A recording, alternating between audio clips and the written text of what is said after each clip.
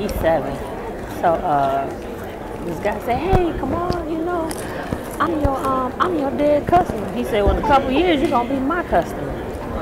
And he said, "I'm gonna be your customer." He said, "Yeah, but I'm not as nice as my dad." I said, "Well, you're shut up and put one of my customers on." Well, I'm over at this building, and he told me, he's 7. You gotta bring me over here with you so I can tell you how to do things, because I don't think that storage room should be right there. I said, "Okay, boss, thank you." Hey Siri, remind me to call Bullock today at 12 noon.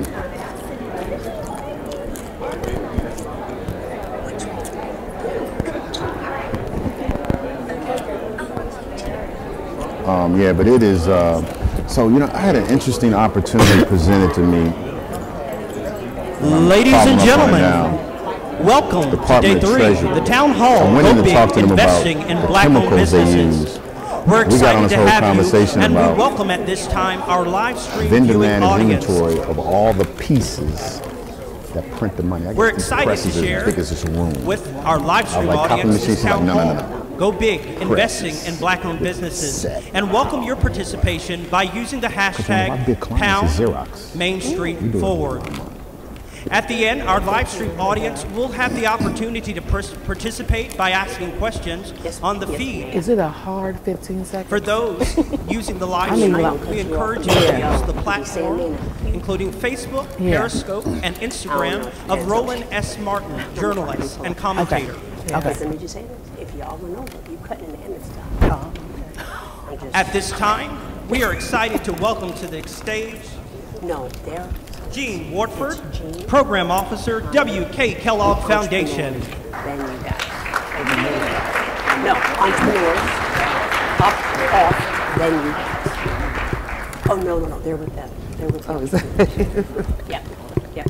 Good morning. Oh, you could do better than that. Good morning. Yes, look, I can't see you out there because of the bright light shining in my face, but I paid some people last night to stand up and wave and cheer, and I'm not sure whether I see it. There we go, that's much better. Yes, good. But I hope you guys are having a wonderful time in my city. I'm a native Detroiter, so I'm really happy and proud that we have the AEO conference here in Detroit. And I'm having a hard time doing it. All of you really probably are familiar with the Kellogg Foundation because of our work that we do on behalf of children. And we care deeply about children and the environments that they live in and how they thrive in those environments. And that's one of the reasons why we're here, participating and supporting the efforts for entrepreneurship, for small businesses today.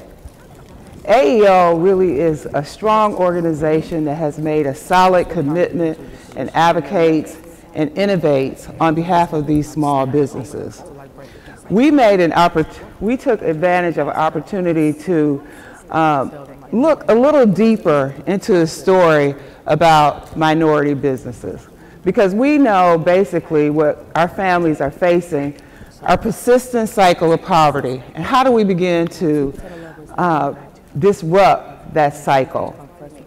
So one of the things for us was to look at research.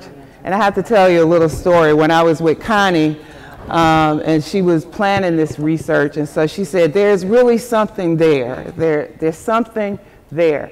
And I was like, well, what is it? We know they can't get access to capital, they can't get access to market, we know that. So really, what is it? And she's like, well, we won't know until we actually do the research. And Connie really went in to uncover a story that needed to be told about black businesses. And the reality of the matter is that they have done some really big, significant data around this issue. Their research really is pioneering. They developed and issued the Tapestry Report, and its findings it's a very unique spotlight on the necessity to address the interlinkage of wealth, credit, and trust gaps.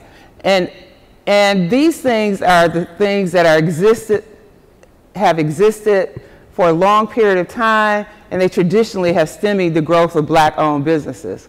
The report is so important because it's the first of its kind to be articulated in this manner. How many of you have read the report? All right, great. And those of you who haven't, you know, go to their website, AEO Works, and click on research, and you can download this report. But it shows a really important linkage of wealth gap, credit, and trust, and that it's a new issue that we must collectively address. I'm going to tell you, it has been really a joy working with Connie. And most of you in this room probably have not only had conversations with her, but probably have got an assignment from her or got some work from her. And so it's not only her diligence and commitment and passion behind this work, it's also her intuitiveness that she brings to this work that helps bring these issues to a forefront where we can have dialogue, discussion among all people about how we create these changes and support Black business development. So I'm really happy to be a part of this effort and supporting this work through the W.K. Kellogg Foundation. And I'd like all of you really to join me in welcoming to the stage Connie Evans.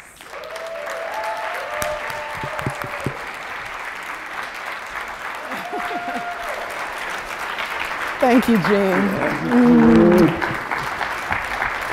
Oh, you're so kind. Good morning. Good morning. Good morning. Thank you. Thank you. Thank you. Thank you. Thank you, everyone. And thank you, Jean, for that really kind remarks. The response to the Tapestry report has really been overwhelming. We are hearing about how people are using the data and the report, and that's the whole purpose of our efforts. So thank you all for taking advantage and really utilizing that piece of work. So why go big? To help shape the conversation, all of you are going to help me out just a little bit. We have a little quiz that I'm going to show you, a series of questions. These are actually statements from news clippings, and I want you to tell me if the statement is current in the news or if it's from decades ago, really decades ago. So, if we'll cue the first one. A visitor to the United States observed and wrote in his memoirs this statement: the Blacks in the United States were confined to just a few industries. They kept little shops or they cultivated the land. Those who keep shops live moderately, and they almost never augment their businesses beyond a certain point, a certain size, a certain point. The reason is obvious. Still stated this tourists to the United States. The whites, though they treat them with humanity, they will not give them credit to enable them to undertake any extensive commerce. But if the Blacks are confined to the retails of trade, let us not accuse their capacity, but the prejudices of the whites, which lay obstacles after obstacles in their way. Now, by applause, how many of you in the audience think this statement is current?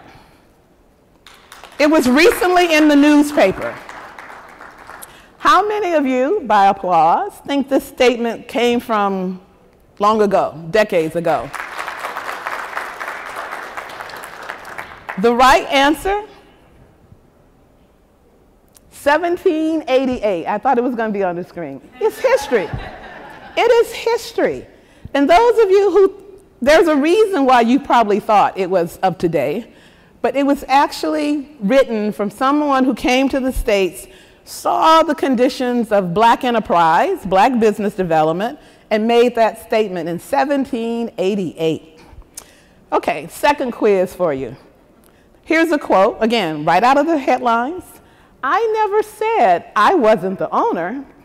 If asked, I would admit it, but I always said I was either the project manager or a designer. Mr. Jones is among entrepreneurs who feel compelled to conceal the fact that their businesses are Black-owned for fear that they will lose patronage, either to misconceptions that the products or services are only for Blacks, or to racial biases on the part of potential users? By applause? Is that a current news clipping? By applause, who thinks that's a past? That's a historic clipping? Nobody. You're so smart. But it's sadly that it is out of this April 2018. It was in the Chicago newspaper, April 2018, that black business owners still feel like they have to conceal that they own their own businesses. Okay, third one. I got denied a lot of loans through traditional lending. I think a lot of it was because of my race. They made it hard. The conversations were confusing, and at first, I thought it was just the way they do business. But after a while, I figured out that they were trying to confuse me. I'd send paperwork, and it would get lost. It gets misplaced again. They aren't mean. They're nice and courteous. So they dress it up. Because of who you are, there are barriers. Being an African-American woman, I can't tell you how I know that I face discrimination. So I pray or just find serenity. By applause, how many people think this is current? By applause, how many of you think this is historic? This happened decades ago. And the answer is July 2017. July 2017. Okay, last one, I think. Oh. Jerry's father moved his family to Detroit from Georgia because he faced hostility and potential violence from local whites when his food distribution business proved too successful. His dad established the first grocery store in the black working class neighborhoods of Detroit, right where we are today, which soon also became very highly successful. All the while, he encouraged his children to be industrious and establish their own business ventures. Headlines, by applause. Is this current? Nobody? How many of you think this was decades ago? This is actually about Berry Gordy Jr., the famous music mogul from a book on black entrepreneurs during the Jim Crow era. So it's one last one, I think. I think we have one more? Okay. It's been proven repeatedly that Americans generally would prefer to buy from a white vendor than a black one. In a recent study where different races were shown trying to sell an iPod on sites such as Craigslist and eBay, black sellers got 13% fewer responses to their ads than white sellers overall. And when they did get responses, they got 17% fewer offers to actually buy. And even those offers were 2 to 4% lower than the average offer made to a white seller for the same product. The person goes on to say, I think about my friend's grandmother, a beautiful, feisty black woman who refused to be seen by black doctors. She thought that white doctors were better trained, better qualified, simply better. Do we, black folks in the room, do we have an unconscious bias against our own? By applause, how many people think this statement is current? This feeling, this statement is current. Okay, you know what's next also. Who thinks this is from the past? This is historic. Well, the answer is Bryant Randy wrote Blackout, Why Don't Black People Support Black Businesses in 2017. The point of all this is just to put out we think we are making progress, and we have, but that tells us we have a lot of work to do. It speaks for me to the urgency of why we need to go big, why we needed to have this town hall, why we need to have this focus on going big and helping to develop Black businesses throughout the country. Not only do we have to go big, but again, we have to be intentional and we have to make this of urgency. We can't even determine these statements, right? We could have found more. We could keep playing this game all morning, actually. The truth is we're still having to deal with the same issues over and over and over again. I think Jean shared with you some of the conversations we were having when Kellogg was willing to and happily supported the research. We talked about the need to reframe the conversation about Black business development. And so we wanted to use that report, the Tapestry report, to do just that, to have a new way of talking about Black business development. So that's really the point of this town hall. We want to meet the urgency to support the development of Black-owned business. And AEO, of course, is going to do what we can to keep that intentionality and that urgency top of mind. And we're inviting all of you, of course, to join us. In fact, I have the privilege to announce today that because of the support of the WK Kellogg Foundation and WK Kellogg Foundation and the JP Morgan Chase Foundation, we can announce the start of the Tapestry Project. We've had the Tapestry report, and now we're moving and taking that next step as a Tapestry Project. The Tapestry Project, in part, will be an innovation hub, and it's designed to provide an infrastructure that's really committed to moving Black business forward. The Tapestry Project picks up where the report actually left off. Similar to how the report maps out the diversity of Black-owned businesses, the project, the Tapestry Project, will represent the tapestry of initiatives and innovations that's taking place across the country with the shared goals of achieving and advancing Black businesses. AEO believes there's great merit to have a platform to accelerate impact and ongoing development. The Tapestry Project will provide a broad suite of products, partners, insight, and innovation that will be made available to anyone who wants to be a part of this Tapestry initiative. It is not a project that we will say, oh, we're going to pick a 2 or 3 people, or we want just a network to be part of this. The products, services, everything out of the project will be open, and you will be invited to participate with us in any way, in all kinds of ways that we can. In honor of Juneteenth, how many of you know what Juneteenth is, right? In honor of Juneteenth, on June 19th this year, AEO will issue a call for participation. We'll all select probably 5 cities or so to advance the specific work to address the interlinkage of this wealth gap, credit capital gap, and trust gap.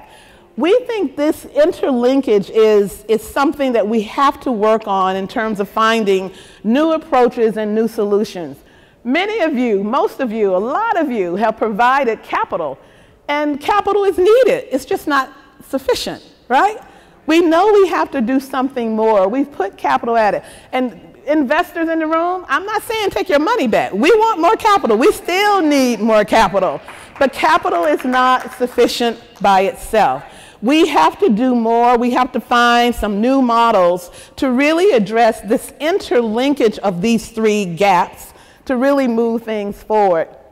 So stay tuned on that announcement. We'll have more to tell you. Again, the announcement will officially be made on June 19th, but we will start talking about it and get more information. So again, stay tuned.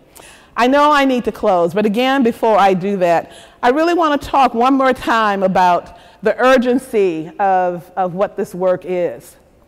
So I think you all know, I heard the applause from the back, that many of you have read the report, the Tapestry report, and in that report it talks about, and I'm sure this audience knows it anyway, that 96% of all Black-owned businesses are sole proprietors. 96% sole proprietors, 4% worker-owned companies. And so, see, that's not actually, for those of you, you know I'm reading the teleprompter, that's not in the teleprompter. And so my colleague Ingrid was just nodding her head. She's our research director. Stand up, Ingrid. I saw you. You were nodding your head that my numbers were right. Thank you. And so the 96% are sole proprietors, 4% are worker-owned firms. So right now, what that looks like, 2.58 million businesses, black-owned, generating $205 billion in revenue, with 81% sole proprietors, and again, 2.58 million now is representing what we have now. If we have 81% of sole proprietors working to actually come to the place where they can be on par. Let's call it being on par. I'm sorry, I'm going to back up. I think my slides are wrong. Yep, go back. No, come back up. Okay, let's go back. Sorry, you go back to not this slide. I need you to go up. What has been? No, you're still not with me. Sorry. Okay. What has been? Now we're right. What has been? 2.58 million, generating $150 billion in revenue. This is where we are today in terms of black business ownership. As I just said, 96% are sole proprietors, 4% are employer firms, and the average number of employees is 9. Where there are employees, the average is 9. But the reality is that the average of all firms in terms of employees is 11. And so if this is what we look like now, what could it be? And so next slide, please. This is what could be. We could have 2.58 million generating $205 billion, move that to 81% having sole proprietorship instead of 96%. Remember the other one said 96? This one is now 81%. And employer firms could move from 4 to 19%. This would put them on par, if you will, of employee parity, where 11, as I said before. To make this number happen, we should be able to do that. Let's talk about what it makes to make this happen. Go from that other reality to this reality. We would need only 15% of the sole proprietors, not all of the sole proprietors, 15% of the sole proprietors to add 1 employee. How many of you remember the campaign AEO had called 1 in 3? 1 in 3, right? All we need is 15% of black black sole proprietors to hire 1 employee. We need the employer firms to add 2 employees. So we're not talking big numbers here. Add 1 employee, those who already have employees add 2, and grow enough to add 2 employees. That would generate 600,000 additional new jobs. And we know from all kinds of research, not just ours, we know that when black businesses hire, they are more likely to hire blacks.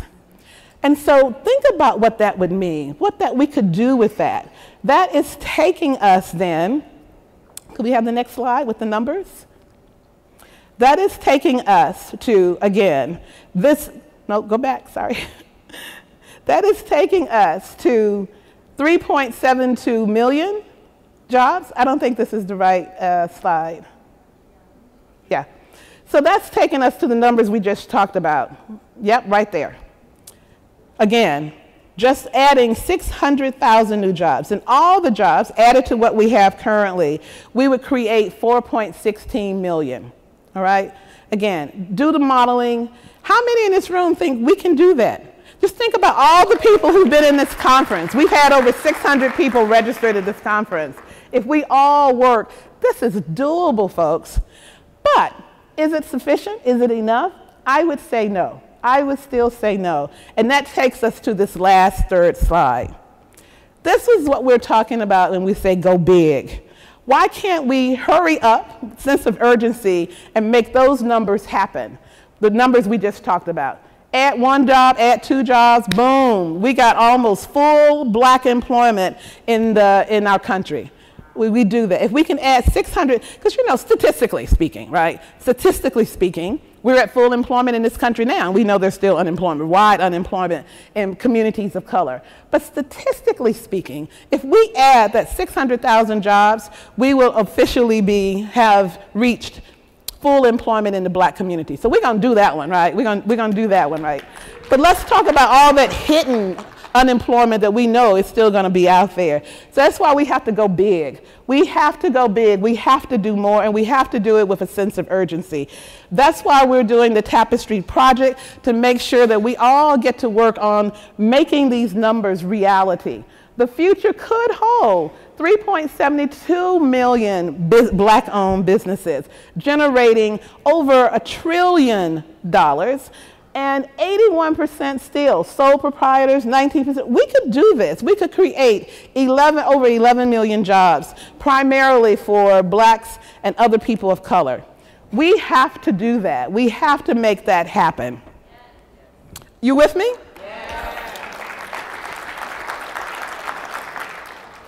So, in closing, when we think about the Tapestry Project, not just the report, but the project, I want to share a proverb that many of you know anyway, as an old African proverb. If you want to go fast, go what? Go alone. If you want to go far, go together. Let's do this together. Let's make this a collective effort. We're going to go big with black business development. Thank you.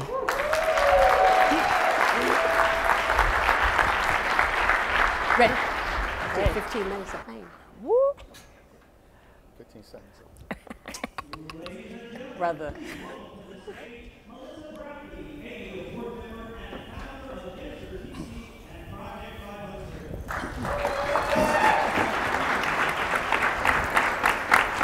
How you doing? So let me just say, this is a sign of an amazing conference because you're still here. Give yourselves a round of applause. So this is the part you've been waiting for, actually talking to entrepreneurs who are doing the work, who are doing it on the ground. So I'm going to ask the entrepreneurs to come on out. Give them a round of applause.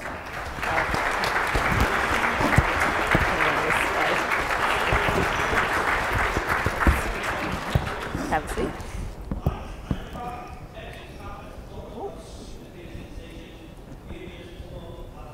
School now. Awesome. So I really want to acknowledge their presence because this is a cost to them to be here. So we're going to make this quick. We're going to start at that end and work our way this way. They're each going to do a 15-second pitch about their business. Hi everyone, I am Melissa Butler, the founder of The Lip Bar. The Lip Bar is a vegan and cruelty-free cosmetic company. She quoted it, guys. So we exist to challenge the beauty standards so that our customers can remember that they are enough. All right. I am Beatrice Feliu-Espada. I am the founder of the Honey Pot Company. And basically at the Honey Pot Company, we make and specialize in plant-based feminine hygiene. So we have a full feminine hygiene system that compromises of its washes, its wipes, its pads, soon to be tampons, you know, and our goal is to really be the future of feminine care and change the face of feminine care with,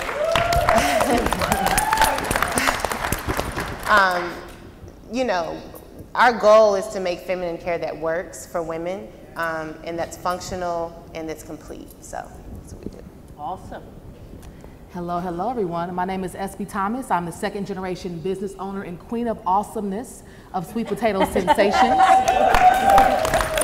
Soulful Bakery Cafe located in the heart of the city on the west side of Detroit. in the Detroit neighborhood where we make any and everything out of fresh sweet potatoes daily. So that's pies, cookies, cheesecake, cake, ice cream, cobbler, candy yams, muffins, cupcakes, cornbread, chicken, sweet potato waffles, pancakes, grits, and more. We're the sweet potato lovers heaven on earth, and we are pumpkin's cousin with an attitude. We are family owned and operated for the last 31 years. Wow. Good morning. I'm Terrell Buckles. I'm president and CEO of Onyx Enterprise. We're a civil engineering firm. We're located in Detroit. We're also in Cleveland and in Atlanta. Our clients range from Detroit Water and Sewer Department, Northeast Ohio Regional Sewer District in Cleveland, and we're expanding. Thank you. Soul brother, go ahead. Like. Okay, Melissa, 15 seconds now. How did I get so lucky to be on a panel with all these beautiful ladies? Well, our business is not that exciting. My name is Lane Coleman. I'm president and founder of Strike Group. Strike Group is a defense government contracting company. The verticals we operate in, what we consider distribution, sustainment logistics, and warehousing services. One of the things I was asked, what am I excited about? I'm always excited to be in a room with entrepreneurs. One of my passions and hobbies is I'm always studying other entrepreneurs to try to get an understanding for some of the things they do, steal some things here and there on ideas and concepts. Please do that though, by the way. Thank you. Hi, everybody. Not least. Yeah, I'm good. I'm okay with being last. So, hi, everybody. My name is Talisa Norton. I am co-owner and chief operating officer of All Pro Color. We're in Oak Park. We're a graphic design and print solution company. We service about 21,000 customers nationwide, offering same day, next day, just printing solutions to get them out of a jam. We're like the easy button for printing. Oh, I like that. So I do want to echo my thanks for you all being here, because I do know that this is one day not at the office, but it also speaks to your success and volume that you're able to step away and have a great team in place. So you jumped the gun, so I'm going to come back to you. Tell us one thing that you are really excited about your business or your sector right now. We're growing. We are growing. We're scaling our business, and I'm moving on up. Okay. How long have you been in business? 14 years. Wow, yeah, that's a long time. Yeah. What made you start it? I got married. It's like, my background is engineering, and Lane and Carol and I were talking about, because we were all background engineering, but we learned how to think, right? So when I was working in the automotive industry, my husband was grinding at night. We were working at night, growing our business, and at some point, I had to leave and come work in our family business. And me working there has been able to structure it, scale it, and we've been really a good team taking us to the next level. That's awesome. So, what are you excited about? Being from DC, I'm always excited, Lane, about defense, because I need to know what's happening in the air, sky around me. So what are you excited about your business? Well, one of the things we're focusing on now is I just have a philosophy. I consider myself, I'm the guy at the pointy end of the airplane. I don't know if you've ever been on, Southwest uses that term all the time. But my job in the business is to really go out and see what we're going to be doing next. So I always say I'm excited about reinventing ourselves. So, you know, our pitch line is defense, but we do automotive, we do food, we do pharma, but the majority of our business, and that's kind of what we're known for. And how did you get started? Well, I'm retired military, and we started the business, and primarily we were doing municipality, and our first customer was actually a company, Yum Brand. They own a KFC, Taco Bell, Pizza Huts. Yeah. There was an opportunity on the south side of Chicago to service or provide products for this particular project. One of the things I've always done, maybe it's the engineering in me, what problems are you having? Let's start there. I don't want to go after, you know, where things are going well. Where can we solve a problem for you? They needed an MBE supplier, and so I knew that, so I said the second thing was we need switchgear.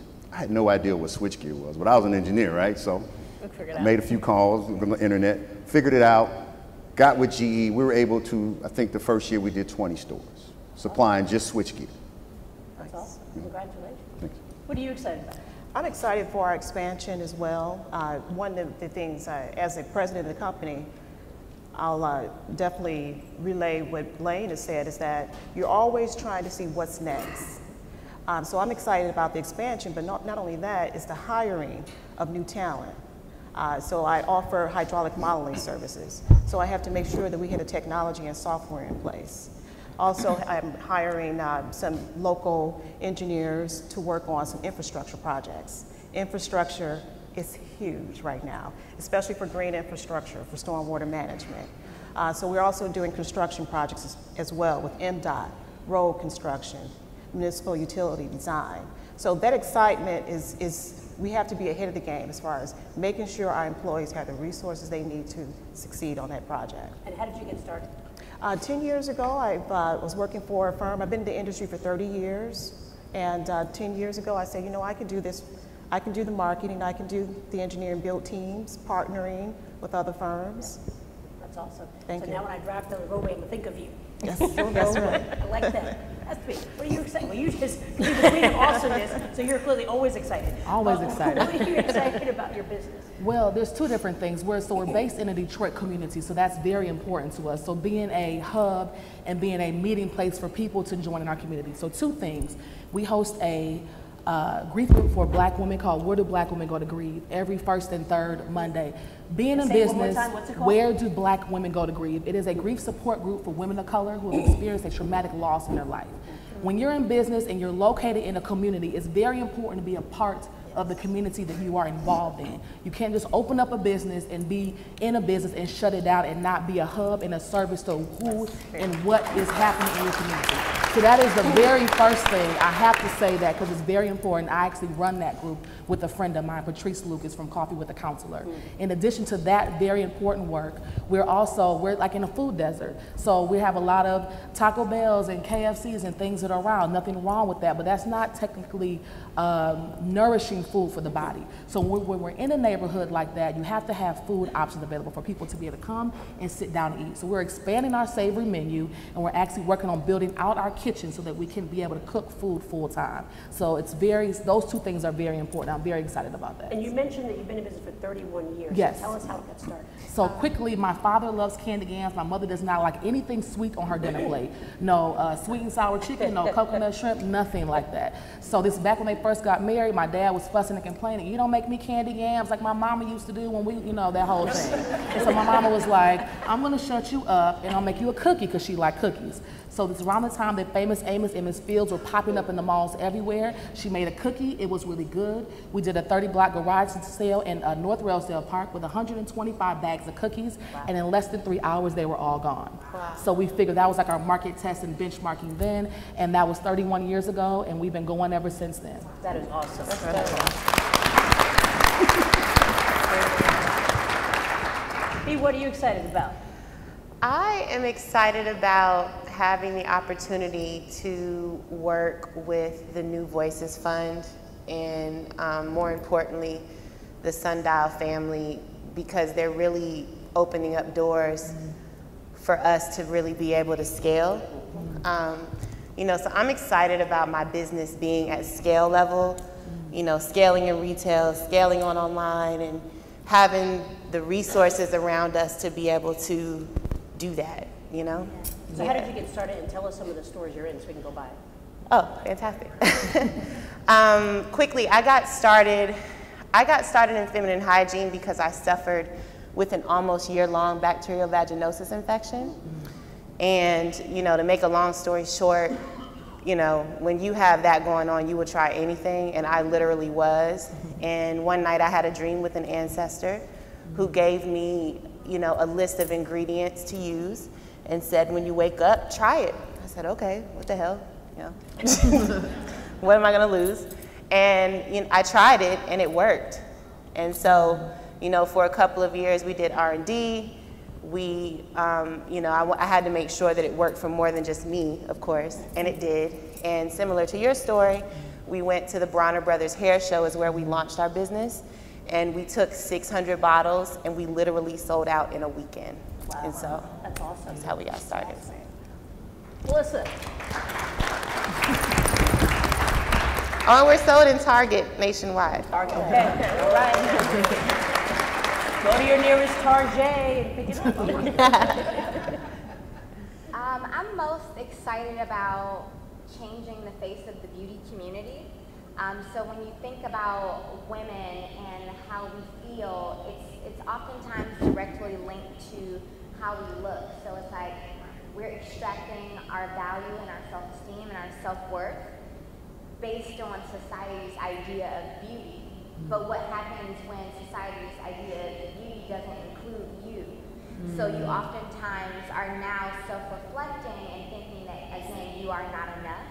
And so through our diverse imagery, our vegan and cruelty-free ingredients, and our commitment to using natural and organic ingredients, we're really challenging what our customers think about beauty internally, but also for their neighbor, just to say, you know what, I don't have to be society's standard of beauty, I can be my own standard of beauty. So I'm really excited to see that, the beauty campaigns and the color ranges that we put out is really showing up in our customers' lives in the form of, I feel good about myself today.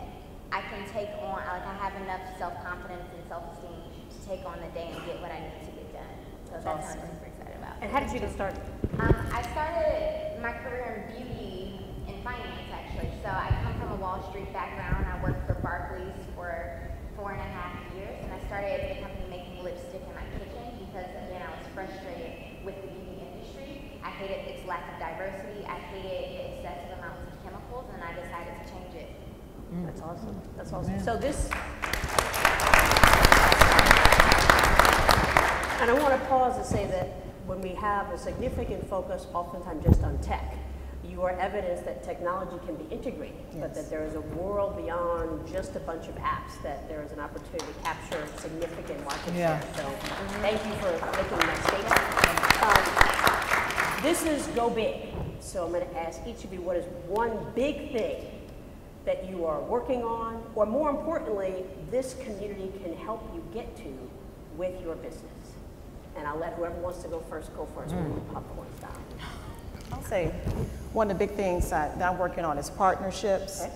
Is extremely important for small business to partner with firms. And I say that because we have mega projects here in Detroit and all over the country. So I'm excited about a few partnerships that I'm working on, actually in Maryland, and some partnerships here in Detroit and even North Carolina. So I can do that scaling through partnerships. So, any particular kind of partners you're looking for in case we know someone? Well, major engineering firms, Great. H&TB, Wade Trim. I mean, these are big firms, transportation, water resource firms. Awesome. And it's just so important even for development projects here in Detroit, that they partner with small businesses, because that's how we grow, that's how we get the experience. Yeah. Who's from Detroit in here? So the other piece is that, particularly if they're city projects, this is a chance for everyday citizens to get involved and to pick up the phone and say, who locally is really working on that project? So I'm serious when I say, what can we do? Because it doesn't mean just money, but the access that Rich talked about, picking up the phone and saying to your local council person, who's working on that project? I want to see people that look like me. And that mentor-protege relationship helps. We need more of our agencies to step up for that. All right. Yes, sir. I think as an entrepreneur and a business owner, we have a fiduciary responsibility to our community. One of our big picture items, and I've been working on this for a while, as a defense government contractor, we do business globally. Afghanistan, Japan, we have offices in all these locations. I'm embarrassed to say I only have 2 employees in the city of Detroit. So what I've been trying to do is work with our congressional leaders, because there are opportunities, there are things that the government can do that we can bring those businesses here. Because in Detroit, we make stuff. We don't mind getting our hands dirty. And no play on DC, but you guys wear suits and stuff over, I don't, but yes, you're but I mean, you know what I mean? You're right. We can do kitting, resetting, manufacturing, assembling. And so I'm really trying to press forward to get our congressional senators and congressmen to realize that, hey, if we can bring those opportunities here, and I'm just one company that we can use as a conduit, but I just think it's so important, because as we empower people, we create more entrepreneurs, and we give money into we put money into our community. So I would challenge all you guys as an entrepreneur, as a business owner, I don't care how small it is, your time, your money, your resources, we have to give back because that's how we all got it. That's right. I want to piggyback off of what Lane said. A lot of times your network is your net worth. I know you heard that before. But what happens is, as an entrepreneur, a lot of people treat it as a hustle. You know, you're just getting money. You have to be very strategic with that money, reinvest in yourself, discipline, right? So for me, I do a lot of internship programs with the kids, not the ones where I'm using them to work. They just sitting there learning and stuff, and I'm hard on it too. Because if you learn how to be disciplined, you'll deal with less disappointment. That's the military stuff. I like that. Yeah. I'm gonna take that one. Yeah. B? I'm excited to be building out my team. You know, in order for you to scale and grow your business, you have to have the right team. You have to have, you know, when you're small like we are, you have to have the right consultants. You know, you have to have the right know-how and access, like Rich was talking about, in order to be able to really scale a company. So I'm excited to be in that phase. I'm excited to be learning, and you know, I'm just excited to be here. Well, so you changed your plane to be here, so we are grateful for that. So thank you. I did, yeah. Melissa. So I'm originally from Detroit, and as I mentioned, I started my business when I was living in New York City, but part of the reason I moved home is because my ultimate goal is to build a manufacturing facility here. Right now, like again, I started the company making every product with my bare hands, and as we started to grow, I had to outsource. So right now, everything is made in California, and the lip bar is growing. So we launched 42 target stores in February. We'll be in several hundred more by the end of the year. It's like, well, instead of manufacturing in California, what if I could do that right here in my backyard and create jobs and really create a new industry, a new pipeline for our students here to say, you know what, I can go into cosmetic chemistry, or I can go into, you know, production or research and development in that field. So, you know, I'm excited to partner with Sundial and the New Voices family to not only help me scale my distribution, but also to build that manufacturing facility here in my city. And shout out to Bina. I know she's dying to be a partner of yours. That's me. What are you doing? Go big. Last one. Right. So something kind of very simple is our standard operating procedures, so we can get those really tight and secure so that we can be able to be ready for the next locations, pop up different situations, satellite stores. It may be an east side or a downtown location as well. So kind of keep it real, realistic, making that happen, but it's important for us to get those tight. I like that. So people do things in Detroit, they make things happen, do stuff, make entrepreneurs stuff. are ready to go big. Ladies and gentlemen, please stand up and give them a standing ovation. Thank you.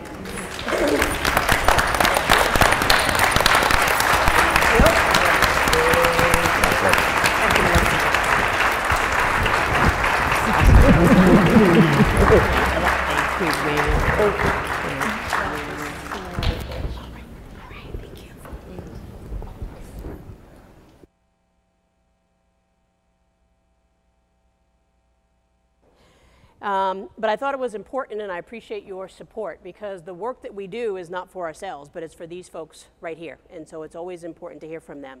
So now we have another panel that is the Go Big Expert, I'll call it, panel. And I'm going to have each of them come out. But the idea here is to have a conversation of what is some of the work, the big initiatives that are happening to support entrepreneurs like this, and the entrepreneurs that we all work with when we get home, and what are some of the things that we can look forward to in terms of what is their moonshot idea? What is the moonshot idea as we think about the Tapestry Project and helping entrepreneurs of color? So I'm pleased to first introduce from JP Morgan Chase, Ted Archer.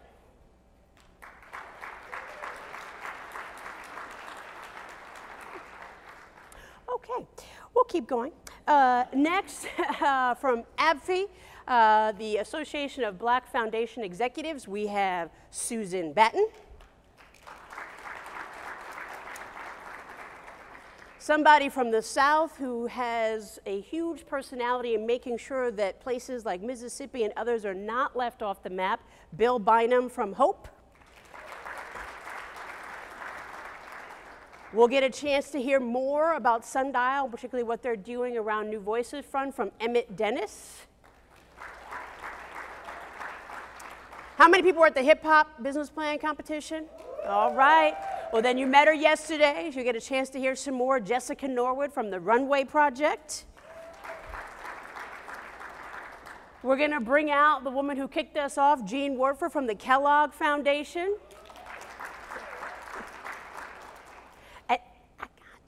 And last but not least, Connie's like, don't forget, I got it.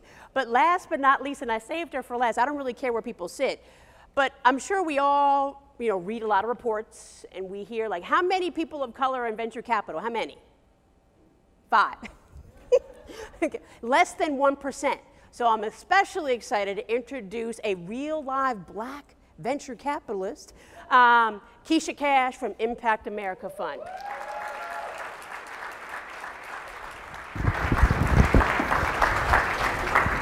Glad y'all could join me. CP time. Hey. How you Okay, doing? we're going to slide down and get everybody on. Okay. Let's see. Let's sit until we make sure we got it. Come on, we're going to make it? All right, go ahead. Yeah. Intro me first. Okay, great. Okay.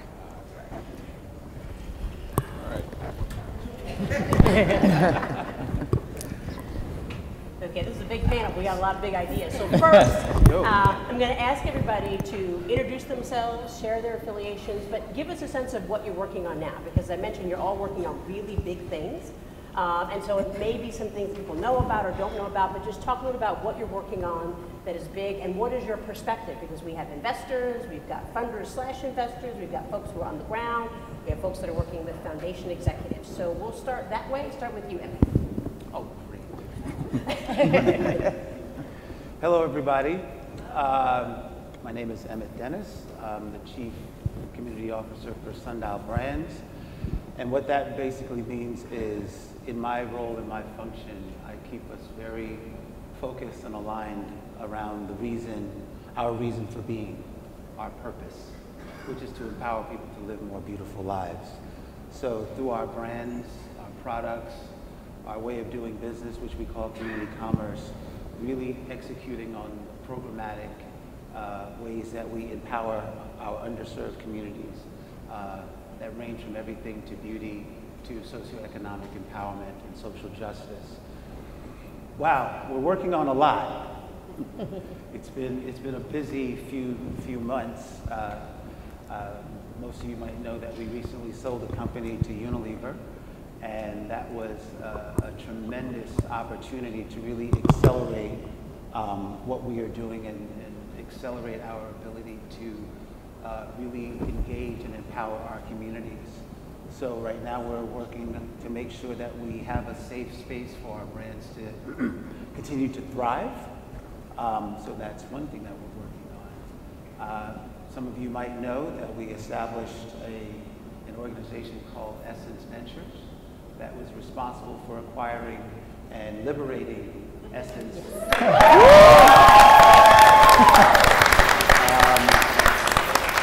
So we're doing a lot, but I gotta tell you, that's truly one of the most exciting things that we're doing right now. That was a move that, again, continues to further our reason for being. And Essence is a huge part of our legacy and our history. And to be able to be in the position to provide a safe space for Essence to transition to this multimedia platform that is in place to serve women of color, Black women in particular, globally, respectfully, is just extraordinary. The last thing I'll talk about before, I know you got a lot of other people who want to share, is we announced our New Voices Fund. Our New Voices Fund, I feel like I should have been on the earlier panel because I still see myself as an entrepreneur. We see ourselves as an entrepreneur, but the New Voices Fund, we're really excited about as well. Established really around the true core values of what AEO and all of you are really about, and that's really to be of service to entrepreneurs. And for us, you all know the statistics much better than we do. For us, what we're trying to do is address a lot of the inequities that have existed around women of color when it comes to building sustainable businesses in this country. So the New Voices Fund is an exciting proposition, and we'll talk more about that later. Great, thank you. So Keisha Cash, we found one. Venture capitalists of color. There are many more emerging, and I personally am committed to supporting other venture capitalists of color and venture capitalists specifically that are focused on investing in a socially responsible way. So I share the Sundial ethos of how do we build companies in a way that are not only good from a market rate return standpoint and makes us lots of money, but how do we do it in a way that actually creates long-term sustainability within our communities? Impact America's approach is to invest in companies that are using technology to enhance existing infrastructure in communities. So we were, as many of you know, earlier investors in Maven, which is providing an e-commerce opportunity for hairstylists to sell products directly to their customers, which the average income for hairstylists in America is about $25,000 a year. On the Maven platform, that average income is about $18,000 a year. So we are thrilled that we're able to provide commission checks to these hairstylists each week for something that they've been doing for many, many years, but not sharing in that benefit. And so companies like Maven, we're really interested in investing in. Camino Financial, which some of you have met at this conference. Is Sean here? I think he took off for the airport. Okay. We're meeting at the airport in like an hour. We're on the same flight back to LA. But they're providing alternative financing to small and medium-sized businesses, but in a way that can actually help those businesses grow. So you look at a lot of technology that's providing alternative financing. It's another rob Peter to pay Paul method. And so Sean and his twin brother are committed to that education. So what we like to do at Impact America Fund and what we've been doing out of our first fund, what I like to think has been successful so far, is making those investments at an early stage. We are equity investors. And looking at opportunities where there's existing infrastructure in our community to enhance that infrastructure, and working with partners, obviously, to do that. So we're thrilled to be here, working in collaboration with AEO. Awesome, thank you. Bill, you represent Hope. I do. I do, and I'm proud to do that. You know, for pretty much since the big things I'm doing is what I've been doing for the past almost 30 years, and a lot of that has been following Connie Evans, quite frankly. And I've got to say how, as a founding board member of AEO, how incredibly inspired I am by Connie's leadership in this conference and what AEO has done.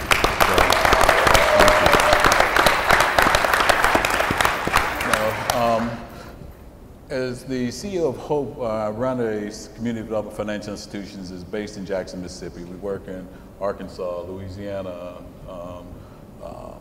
Tennessee. We just opened our first office in Alabama. And when you look at that region combined, it's home to 1/3 of the counties in the United States that have had poverty rates over 20% for 3 decades in a row, the most entrenched poverty in the country. So in addition to being the most impoverished region of the country, it's also the blackest region of the country. Since the recession, while banks have closed branches in record numbers, we have opened branches. We've gone from 7 to 30 branches across the region. 75% of those are in economic distress assistance tracts. And just because banks left didn't mean that people stopped needing tools to support their families, to support the county, become productive citizens. And so that's what we've been doing from our individual organization perspective, but we've also been working with groups across the country. One of the most exciting initiatives is the Expanding Black Business Credit initiative. 11 practitioners, 8 CDFIs, led by people of color, joining forces to exchange data, to come together and make a case of why investing in organizations like ours that disproportionately are undercapitalized. You look at the balance sheets of CDFIs led by people of color, you see roughly 26% equity compared to 49% equity on the balance sheets of other CDFIs. So while, but disproportionately, these CDFIs led by people of color are investing resources in communities of color, in the most vulnerable populations. And so we're pulling together our resources to make the case for what investing in these organizations, what would it take for us to increase our lending by 250% over the next years. And then take that data, share it with others, and try to move the needle as this country becomes more diverse, as we become more black and brown. We shoot ourselves in the foot if we don't equip more people of color to participate in the economy. So that's one of the major things I'm working on. Also, leaving here today, to go to a meeting where the Gates Foundation is announcing the culmination of 2 years of work. I've been on one of 24 people as part of the U.S. Partnership on Mobility for Poverty. Interestingly, financial services wasn't part of the equation initially. So after jumping on the table, we got them to recognize that you actually need money to climb out of poverty. So I encourage you to go to the U.S. the mobilitypartnership.org and look at the paper we wrote about how we increase triple bank investing in underserved communities, create $1 billion philanthropic initiative that invests in CDFIs, and how we can be more intentional about investing in those CDFIs that work and serve the most vulnerable populations. That's awesome. Thank you. Thank you, Representative Roland Jen, right down the road, Battle Creek. Right, yeah. So some of you may know we are based here in Battle Creek, Michigan, which is where our foundation offices are. While we work nationally, we also have commitments, long-term commitments to several places. So we're in Detroit, Battle Creek, and Grand Rapids. And then we also are in Mississippi, New Orleans, and New Mexico. And then we have our international work in Mexico and Haiti. And so we make made long-term commitments to children and their families in those places. But also as we work trying nationally to leverage our work, we're supporting individuals and families on how we help them to move out of poverty to at least 200% of the poverty level. And so one of our really strong initiatives that started here in Detroit is our Entrepreneurs of Color Fund that we partnered initially with J.P. Morgan Chase, who's also here with us today. And that fund started out as a $4.5 million fund. We've had join us in that fund Fifth Third Bank, the Ralph Wilson Foundation, the Kresge Foundation, and now today that fund is $18 million.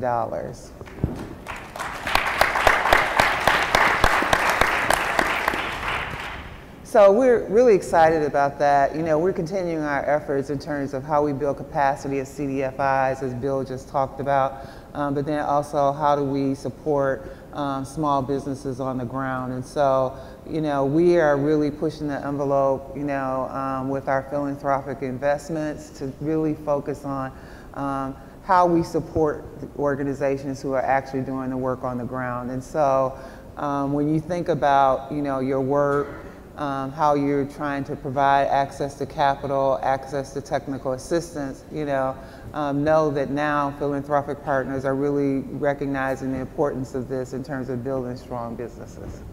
Right. And so, Susan, it's appropriate to come to you because you have been trying to move the foundation community to find partnerships with financial services to really help us move forward. Yeah. So tell us about AbbVie and what you're working on. Yeah, no, it's great to be here. I'm really, really inspired now too about the Adidas MS shoes. Just puts me right at a comfort level that is great.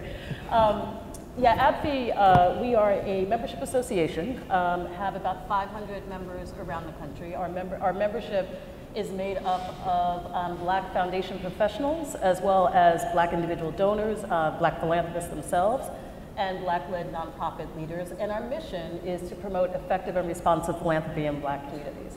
So our work really falls into two buckets. One is to ensure that Black leaders, or Black talent, have an opportunity to lead in foundations in the country, but also that Black communities get our fair share of funding from philanthropic organizations. We have a framework that we use at AbbVie. We call it Responsive Philanthropy in Black Communities. And up until last year, it had 6 tenets. These are areas where we're trying to get foundations to put more money into building change for our community. We use a tagline that the Liberty Hill Foundation uses out in California, trying to get foundations to think about change, not charity, right? So our work is really about how do we get foundations to put money into Black communities that actually builds power. There are about 70,000 foundations around this country. The data that we have suggests that less than 5% of foundation grant dollars are specifically intended for Black communities, right? So the underinvestment that we're talking about, that we all know about, it's because it's real. The data just bears it out. And when you connect that with the lack of diversity of Black professionals in the field, we know why many of our institutions and our ecosystems look, in fact, the way they do. Last year, we added a strand of work about philanthropy's role in building Black economic power to our responsive philanthropy and Black communities framework. So now it's got 7 agenda points. And we've been working over the last year in partnership with AEO, in partnership with META, the Council on Foundations, and TIAA, to organize meetings with foundations around the country to talk about the role of philanthropy in scaling Black businesses. Have really been using those convenings to share the Tapestry report. We were in last year, Dallas, New Orleans, Milwaukee. We just came from Memphis a couple of weeks ago, and we've hit now about 80 foundations, just sharing the information, and most importantly, starting to identify foundations that are actually doing this good work. So of course, we've got 2 on the panel with Kellogg and JP Morgan Chase, California Wellness Foundation, Annie Casey Foundation, Cerdna Foundation. Part of what we're trying to do is to lift up that foundations are actually doing this work and making progress, and really looking to figure out how we organize funders to scale. Yeah. Thank you for that work. So Jessica, the runway project, where are we running? Where are we going? All right. Good morning. I'm Jessica Norwood, the founder of the Runway Project, and we work on a really discrete section of the capital piece for Black entrepreneurs around friends and family, so that early stage kind of capital. And, you know, I think one of the things that was really important for me in starting Runway, it's about 1.5 years old, so it's still relatively new. And we've put out 7 loans so far. But one of the things that we were working on was to really crack this code about why there was not enough investment, particularly at the friends and family round, because a lot of folks talk about all the follow-on resources that they may have available. But if you can't get folks on the runway to take off, then you won't get that level of diversity inside of your portfolios, whether you have you know, money to do work with existing businesses to grow expansion dollars and so forth. It's just not possible. And so we looked at the ecosystem and looked at all of the players, from technical assistance providers, technical guidance providers. We also looked at our friends in philanthropy. We looked at other institutions that were supporting entrepreneurs of color and what resources were out there, and we tried to crack that code of how do we get more money going. What turns out, we were able to create a new financial product, and actually, and if anybody's ever tried this before, to get a depository institution to add a new financial product is tough. But we did it. And so we were able to use certificates of deposit as a strategy of aggregating resources. And I'll tell you how effective that was. We had a pilot program that we wanted to do in Oakland to see if this would really work. And we put out a call that we were going to open up these certificates of deposit to people to use. We were going to raise $500,000. We raised that money in 2 hours and are oversubscribed. The demand for it is really, really intense. And we're really excited that we have a strategy to pull that money out of community. And we're able to work with everyday folks, unaccredited investors and accredited investors. We're able to work with big institutions. We're able to use this particular product in multiple different ways. We're very excited to be a part of the AEO family and to be looking at rolling out more work through their Tapestry initiative. We've got a nice handful of entrepreneurs, but on the other side of this, when we talk about friends and family, we're talking about the resources that go to the entrepreneur, but we're also talking about what does it take to build an investment community alongside of those entrepreneurs. So I really think of Runway really talking to 2 audiences. One, to these entrepreneurs, and overwhelmingly all of our entrepreneurs, I think in our portfolio right now, there they're all women, black women. I've got one guy who has a beautiful gourmet lemonade company. And last night we did a fantastic event here, Runway Live, where we gave out $10,000. It was a fantastic event.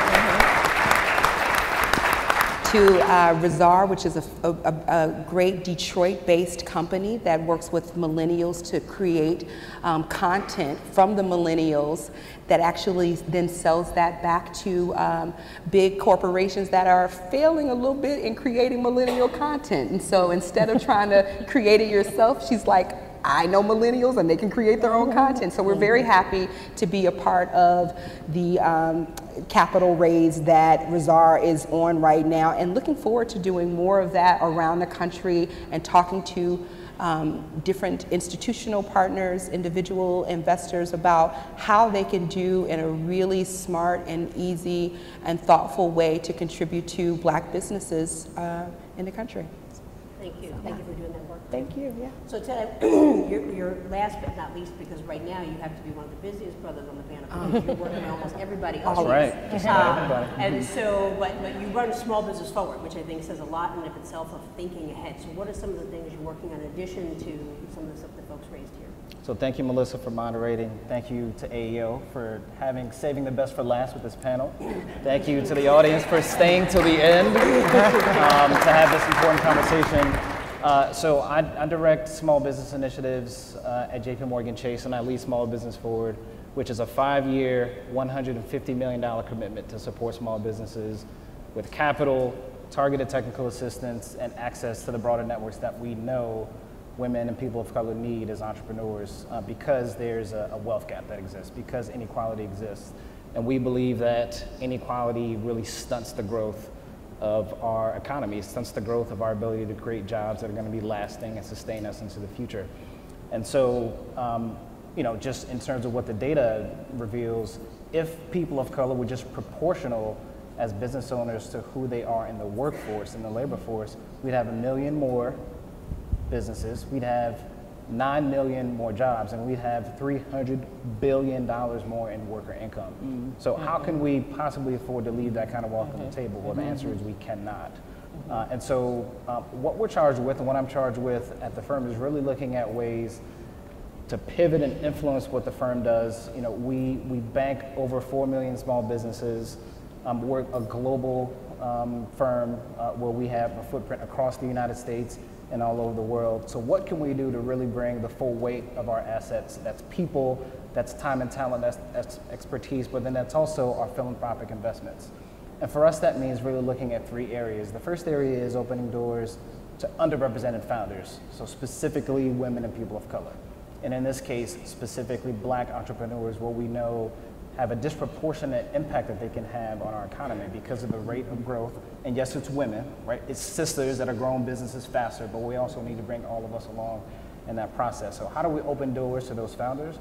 And also, how do we support the Keishas out there that are raising funds and are writing the checks to invest in emerging entrepreneurs? So emerging fund managers is also a really important investment area of ours. The second piece that we really care about, of course, is this idea of community commerce, right? And so Emmett and I were talking backstage where we made a really profound point, which was this is a conference where very few conferences look like this, where you have people from all over the country looking like as diverse as this conference looks, with all sorts of ideas, right? The ideas are here in this room, and while there's entrepreneurial mindset, which is awesome, right? Because we're starting things, we're doing things in unique ways, tailoring them to our communities, but there's so much energy and intelligence in this room that we should think about scale. We should be thinking about a New Voices Fund, right? We should be thinking about how to stand up Keisha's Impact America Fund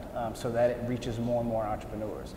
We don't necessarily have to start everything from scratch. There's enough knowledge here in this room to make collaboration work. So the third piece that we are frankly very well positioned to drive is improving the flow and delivery of capital. We're a financial services firm. And so I was gonna mention the Entrepreneurs of Color Fund here in Detroit. Gene stole my thunder. Obviously it was a Kellogg-led initiative that brought JPMorgan Chase along as one of the lead partners, and we graciously took that and we're running with it, expanding that model to different cities, including what's here in Detroit. We have a model in San Francisco and in the South Bronx, and it's coming to a city near you, hopefully. But I would be remiss if I didn't mention the work that we're doing directly with the Association for Enterprise Opportunity, led by Connie and Tammy and the entire team, which is really designed to do just what we had talked about backstage, right? It's scaling the work that you're all doing so that this room and the entire industry is moving as a unit, right? How can we make investments so that there's real scale achieved? And I think one way to do that is through a platform, it's through a utility that not just a bank, not just Wood Forest, not just JP Morgan Chase or Legacy Bank, but a number of different institutions can plug into so that entrepreneurs like the kind that we serve actually get to a yes, right? If a bank says not yet, how do we get them the targeted technical assistance? How do we get them the right kind of capital? Not just any kind of capital, not just the kind that you get when you go online and it's not the responsible kind, but the kind that you deliver in your day-to-day work in your communities. And so I think if we could do that, we'll get to a good place. But those are the things that we care about, and those are the things that we're most proudest of in the work that we do at JPMC. We appreciate that. So as the time ticks away, this is go big. Well, everybody's going to go home. We want to go big first. And so what is one big idea that you each have either for yourselves, for your respective companies, or for this community at large? Yeah. So, listen, I think we're living the big idea right now. For us, these are new spaces for us. We've been forging ahead, building our business, and have been very fortunate to be in the place that we are in right now. We've been fortunate because we've always put community and underserved communities at the center of every single thing that we've done. And history has shown us that if you build community the right way, you can achieve anything. And the intentionality around what AEO is doing, the intentionality around what we've been doing as a family to get to where we've gotten to be in the position to really bring community commerce to the forefront of the conversation. It warms my heart to hear other people talk about community commerce, because for us it's the way that we've been doing business for 27 years, right? Community commerce, basically the premise behind it is that the revolution must be financed, right? We are not going to get out of we're not going to get out of the challenges that we face as a community through just philanthropy. We're not going to get through it through just working in silos. It's going to take organizing us, right, in a far more productive and effective and impactful way. Again, I want to echo the sentiments around the diversity of intentionality and resources that are in a room like this. I've never seen anything like this before, right? I think a huge part of the big idea is to put rooms like this with rooms of entrepreneurs and those new voices, right, that we're all here representing, right? To be able to have the previous panel and more of them in these rooms interacting, because we're all here, listen, been in spaces where it's a bunch of black people talking to other black people about the challenges and the opportunity. I've been in spaces where there's a bunch of white people talking to a bunch of other white people about how they can help black people, right? This is beautiful, right? This is absolutely beautiful. There's a lot of resources, there's a lot of money in this room. There's a lot of intentionality in this room. Who are we serving? New voices, community commerce is all about, even Essence, it's all about creating these platforms where we all engage with an intentionality, where we hold ourselves accountable, right, to why we're here, and we measure ourselves over the impact over year, over year, over year. So for me, I think that Part of the big idea is to be able to bring it all together so that we're all living this community commerce vision, and we're holding ourselves collectively accountable to doing it. So that is amazing, and I have to say, it wasn't lost. You said the revolution must be financed. I know that, but I never thought it was going to be Kellogg and JP Morgan. I like that. We'll see money. Right, yeah. That's how we get some people in there. Exactly. Okay. I like where Right. it's going. Yeah, I just want to piggyback on the intentionality of this effort in that, and there's probably been plenty of discussion here around opportunity zones, but Melissa and I were chatting around, the opportunity zones and this movement of sort of a redistribution of wealth, which could be a very large redistribution of wealth if the cards are played the right way, or it could be more of the same old.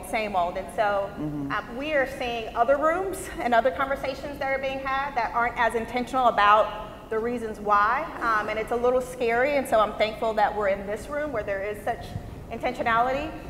One big idea or a big goal that's in the works, we're keeping it low key from now, but I promise Connie I'd do a little mention of it, reflects the great work of the Tapestry report and the map that's been laid out in regards to Black businesses where they are. We read that report, my associate and I read that report in preparation for a panel last year, and I looked at the numbers, and we all know the stats, but to have all the numbers laid out, to see the average Black-owned business generates $25,000 a year, I looked at her and I said, shame on us if within 10 years from now, that number, isn't much higher, whether that's 100,000, 150,000, we're talking about, we're at a very low bottom, and so we should be able to increase that number. So what does it look like, and how do we hold ourselves, to Emmett's point, accountable for that? So there's a few of us, Emmett and team, and Connie included, and there will be others, and everyone will be invited to this party once we flesh it out a bit more. But thinking about what does a set of goals look like, similar to the UN Sustainable Development Goals, where there's a third-party independent organization that we can all basically report to and measure our progress, over the next 10 to 20 years. There's a staggering statistic that says by the year 2053, I believe it is, if things stay the same, Black wealth will be zero. And currently, Black and brown wealth is 6 to 7 cents on the dollar of each white. So we have, I say that to say there's a sense of urgency around this, but we also have to be extremely methodical and measured in our approach and have standards in place so that we're holding each other accountable. That's awesome. Bill. No, I like the idea the revolution must be financed. I also got to point out that financial services has become an extraction industry in poor communities, in communities of color, and this is something it's hard to miss in the communities we serve, particularly in where I live. I mean, it's not just rural. Our largest market is Memphis, and as you recently called attention to the 50th anniversary of Dr. King's assassination. When he was there fighting on behalf of the sanitation workers, he said, you may not be on strike, but let's not get it twisted. We either rise together or we fall together. And I think that's so true, because if you drive from Memphis, you still have the highest bankruptcy rate in the country. You drive down through the Mississippi Delta, where it's still the Mississippi Delta, where Emmett Till was brutally killed, and there's still those kind of dynamics. I drove through Selma. As I said, we just opened an office in Montgomery. As I drove across the Edmund Pettus Bridge, those ghosts are talking to you, and it's still the poorest town in the state of Alabama. But you've got people who recognize that with the right tools, and who demonstrated with the right tools, they can do anything. But we can't just rely on Ted and the folks here from Wood Forest and Wells, who I think will, if given the opportunity, obviously support the work we're doing. But they are, unfortunately, a fraction of what their institutions represent. So we've got to back them. It's going to take a collective effort. You still have 67% of white applicants getting approved for business loans compared to 28% of Black applicants. So we've got to come together, and I really think that we've got the elements of some solutions that are represented in the initiatives that have been described on this panel.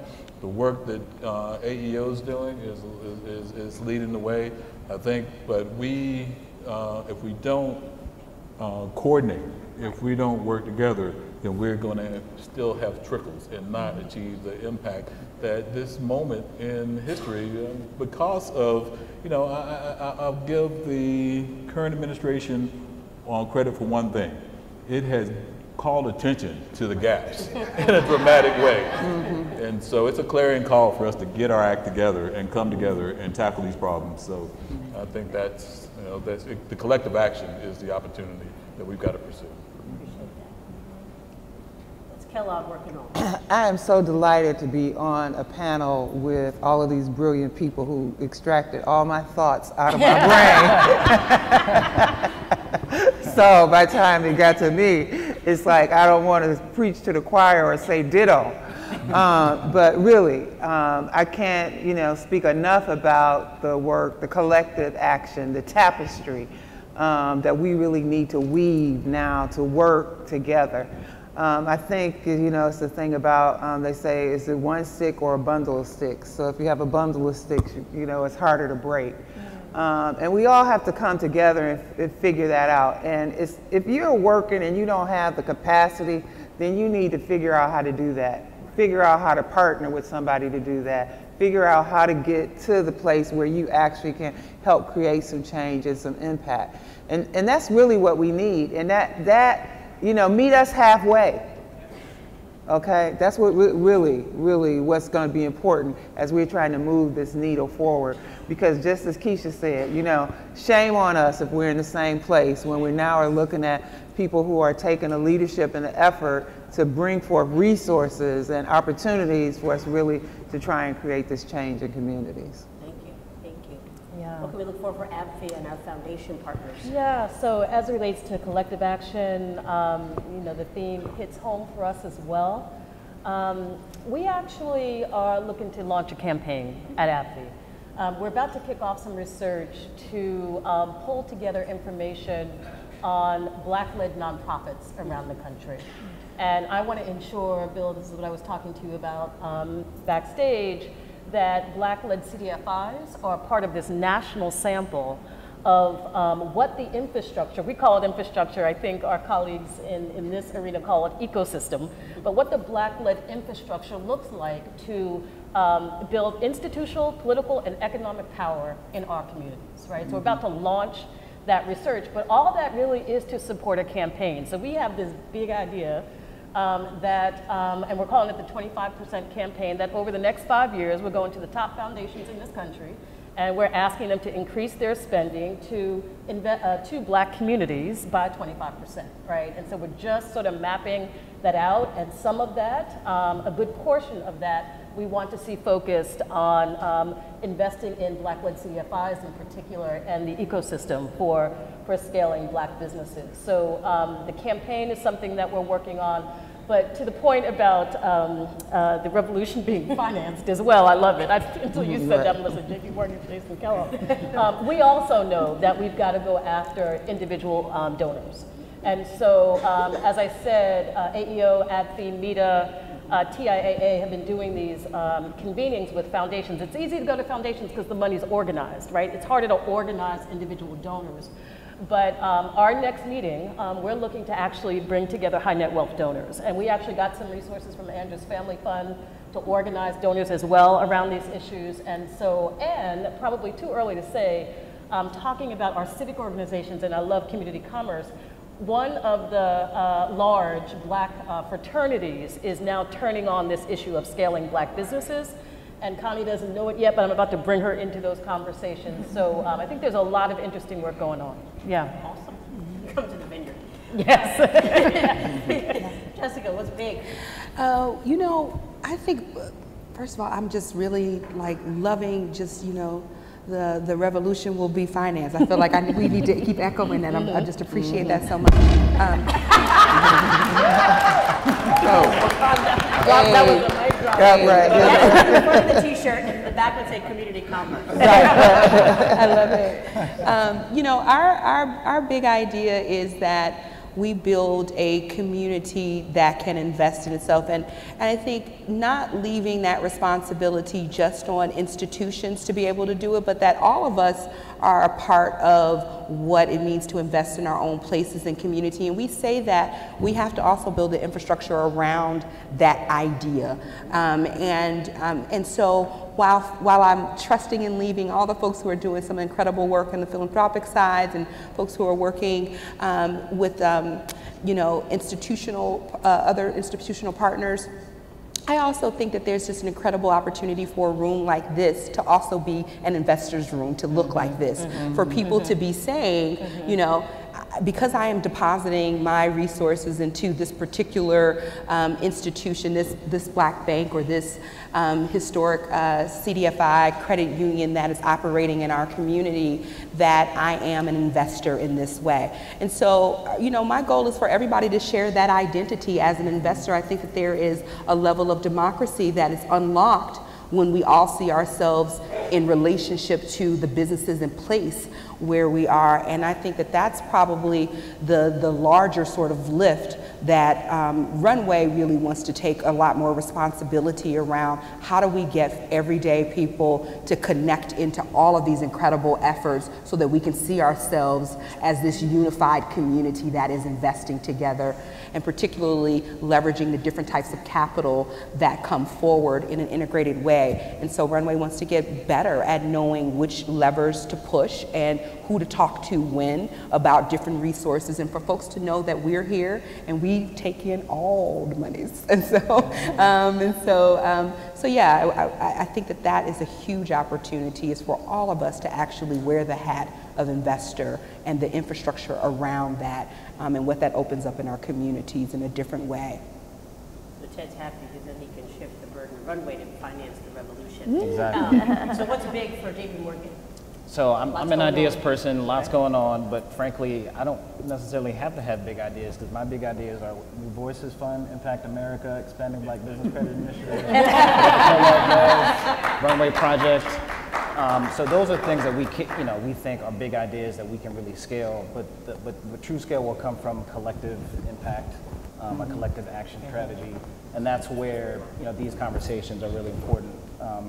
And so there are things that we can look to that are big ideas. We think that the work that's here in Detroit is a big idea. So if you're a Detroiter, if you're familiar with the work here, you know that our presence here and the work that we do here is in large part our ability to work with the people who know what they're doing on the ground. And so it's not just a one-size-fits-all, it's not just one organization, it's in the partnerships that we have with Gene and Kellogg at really driving collective action and strategy. So the big idea is to really scale what's working in the marketplace and to leverage the time and talent and the expertise of the firm to do that.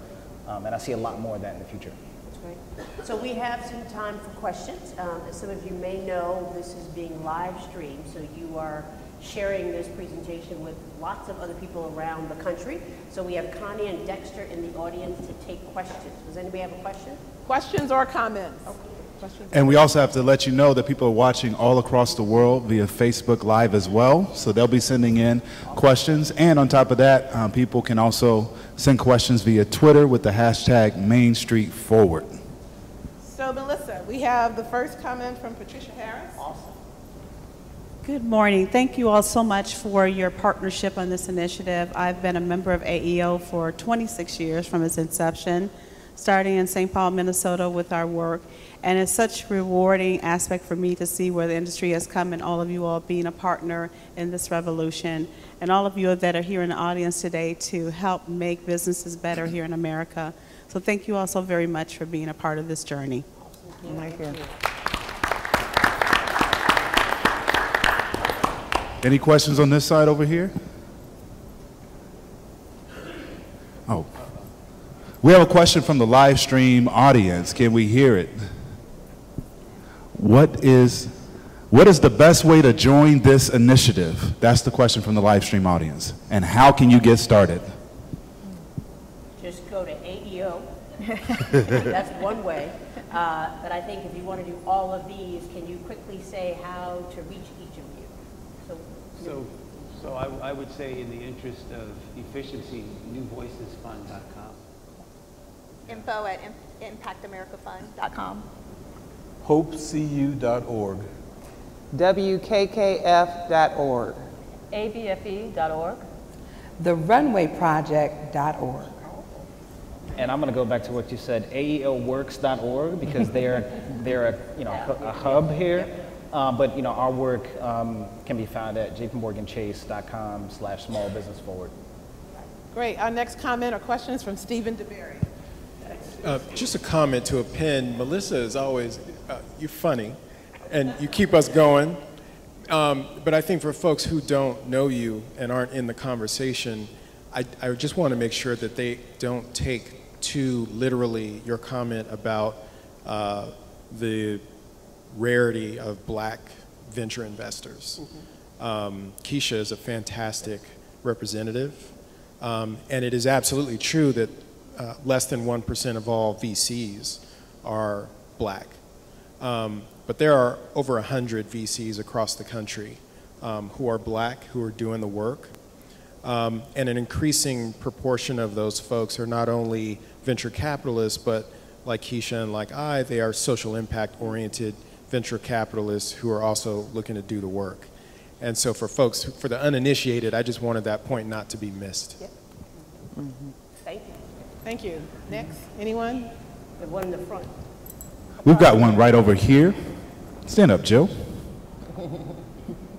Hi, good afternoon. My name is Jill Johnson from Newark, New Jersey, from the Institute for Entrepreneurial Leadership.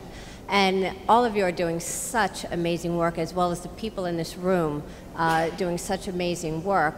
I'm wondering if, it sounds like many of you all on the panel have connected.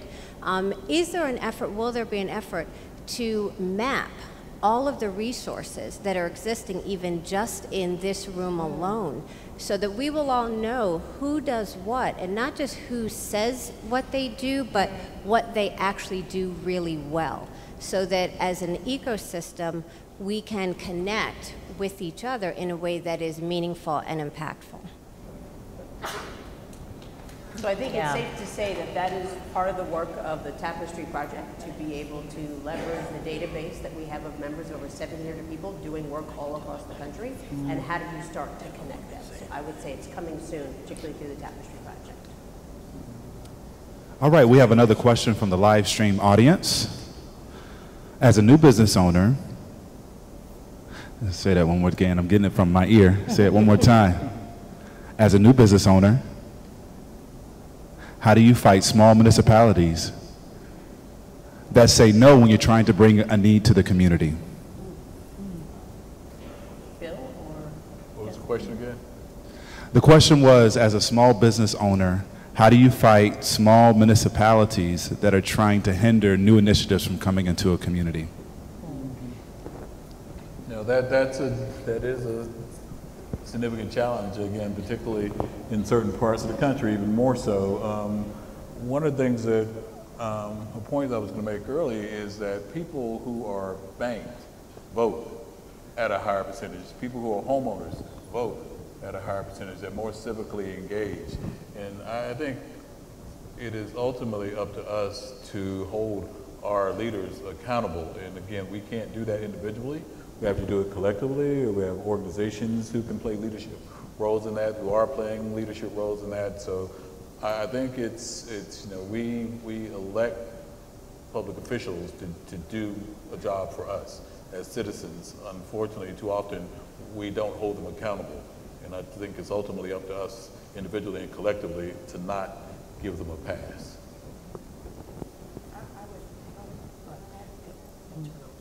Our next comment. I just wanted to add into that, to just say, I agree with what Bill is saying. I would say organize, organize, and that can look like the folks who are purchasing your products, to get your customer base to actually go with you to city council meetings, or to take a meeting with the mayor or other leadership, to work with other businesses that might be supporting that industry, to also go and have conversations, to look at that supply chain and see if you can get some of your supply chain partners, some of whom might be a little bit bigger, to also have those conversations, because ultimately that business's success impacts that entire supply chain. So I would say really using your ecosystem, your network, your customers, the businesses surrounding you, and the businesses that are actually in that supply chain, and organize those folks to have these conversations about why it's important for that initiative, that business to be in that space.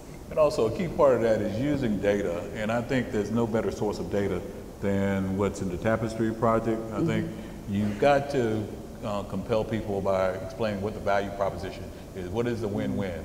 And you can make that case with data. The data clearly says that there are markets, there are opportunities that are represented by communities of color, by Black businesses, and I think making that case clearly is powerful ammunition. Awesome. Over here we have another question from Diana. Actually, I have a statement. Hi, I'm Diana Elizabeth Jordan. I'm here as the ambassador for the World Institute on Disability. I also have my own company, the Rainbow Butterfly Cafe, that works with helping corporations be more inclusive with disability and diversity initiatives. I want to say to you, I hope as you are reaching out to your communities, that you're also seeing what you can do to be more inclusive of your people in your communities, our communities who have disabilities. Oftentimes, we are kind of marginalized within a marginalized community. And I think if we can all see what you together are amazing, all of you are amazing. But I think if you can continue as you do your programming to see how you can be intentional in your accessibility to reach out to budding entrepreneurs who have disabilities, but we all feel we can be a part of the pipeline and a part of the African American community. Thank you, Diana. Connie, I believe you have a question? Here's Alex Forrester with our next comment. Hi, my name is Alex Forrester from Rising Tide Capital. I've really enjoyed this conversation, particularly because this is happening at the dawn of an era of huge disruption and change in the way that economics works itself. And the old phrase that, what got us here won't get us there comes to mind in this conversation, because if we use the same tools and methods that produce inequality of wealth as a structural output of the system, we risk just perpetuating it, even if we're able to bring some people along. And so in that context, some of the things that were referenced in terms of community commerce or extractive methodologies, these are new, they're nods to a new kind of economic philosophy, stakeholder capitalism instead of shareholder capitalism, and other related ideas. So I'm wondering, is this conversation connected to that conversation, and who's leading the way that you're aware of on this economic vision part of the journey and of the work ahead? Emmett, we'll start with you. Yeah, I think that's a great question. If you think about the global sustainability goals that were put out there, we've been in business before then, right? But from the perspective of understanding that the support and assistance from an entrepreneur standpoint was just not there, right? And somewhere along the lines, we had to figure out a framework that would make what we were doing relevant and important. We started out just the need to survive. We quickly learned that being of service was not only valuable to us, but valuable to our business, right? And going back to putting people and communities at the center of what you're doing, right? Building businesses has evolved with consumerism, right? Consumers are a lot more vocal about what they need and what they want and what they demand from the brands and the companies that they support. So this notion of community commerce being tied to the acceptance by the global community that we're not going to be able to solve all these collective problems that face us, right, as a global community. For us, it was, well, that's important. Poverty alleviation is a huge part of what we're all about, not only where we do business here in the United States, but how we do business in our supply chain overseas, right? So for us, accepting that that was a framework that the global community has accepted.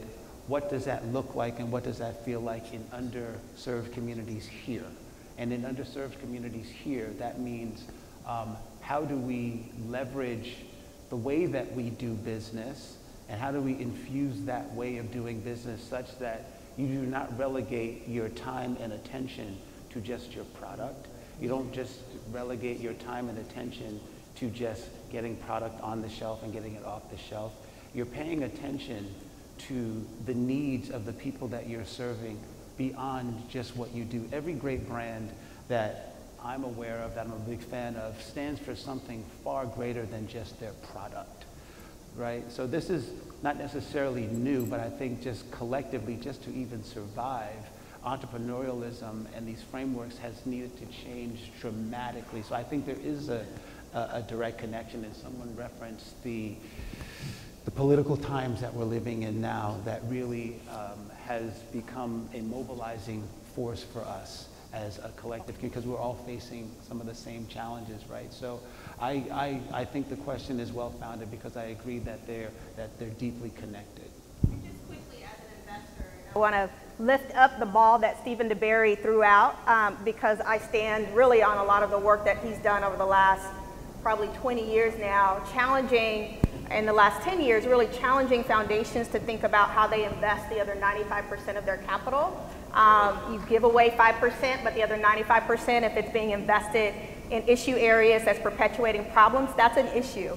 And so now we're seeing a lot of foundations based on the work that Stephen DeBerry and others have done over the last decade, saying, hey, we need to look at our 95% and get in alignment with what we say our mission and our core values are.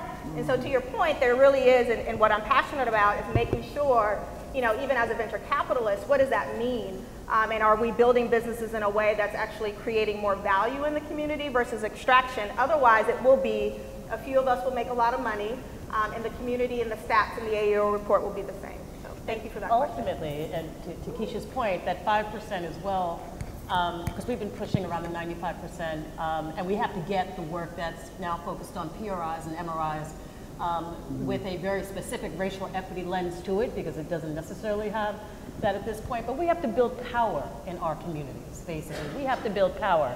So pushing philanthropy to actually invest in civic engagement, to invest in community organizing, has as much to do with those issues as it does to scaling Black businesses and issues around extraction from our community and the like. So yeah, it's about power. And as you said, organizing, you know, your customer base, that's building power. That's building power. I think it's important to remember that AEO, CDFIs are our DNA. We started as community organizers, as community development organizers, organizing tools to bring resources and capital to communities. And you know, because we now have a room full of very impressive entrepreneurs and financiers that can go toe-to-toe with anybody in the country in terms of doing the kind of analysis that it takes to make these hard loans in these communities, it does not remove the fact that our core, our reason for being has been as organizing capital to fill those gaps in the community. So I think this is a continuation of the work that has always been at the core of this movement, and it's now getting more attention. I think the dynamics, the demographics, all demand that these resources, that these organizations are increasingly recognized as a part of the financial ecosystem in this country.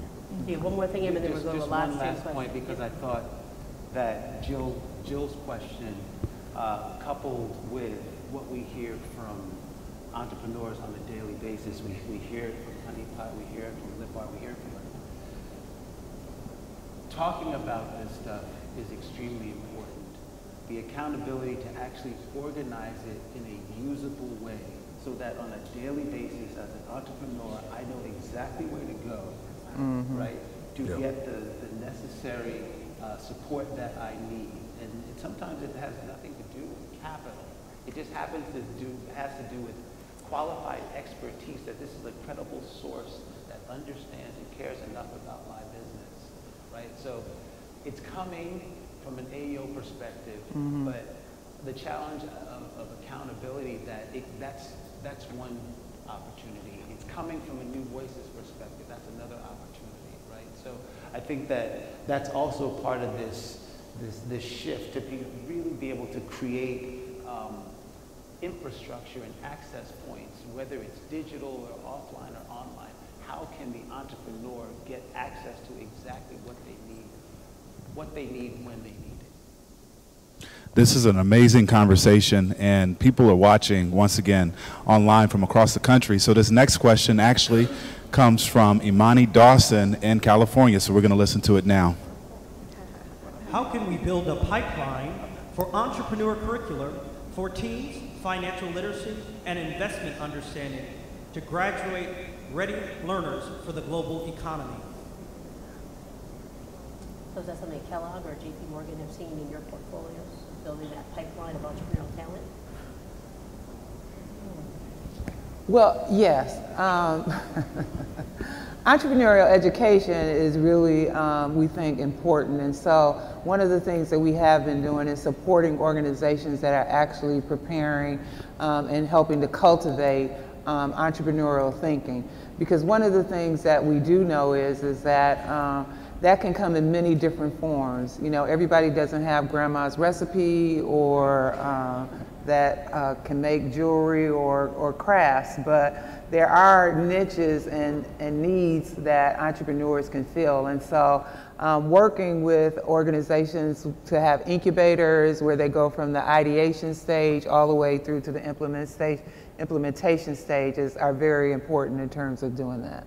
And I want to acknowledge the Kaufman Foundation, who is here as well, who's been doing that for years. And I think the sense of urgency amongst communities of color has always been there, but with 800 million jobs expected to be lost to automation over the next 10 to 15 years, it is going to be almost a requirement. Right. It will not be an option or a side hustle. It will be one of the Right, yeah. Absolutely. And, you know, from our perspective, we talk about things that are more valuable than money. In terms of a curriculum, we've partnered with institutions like Babson, Tuck over at Dartmouth, and we are now developing curriculum for community commerce specifically, right? To actually provide a framework to teach this way of doing business. So more to come on that. But for us, it's so important to institutionalize this way of doing business. It's going to be, the practical application for it is going to be different for everyone,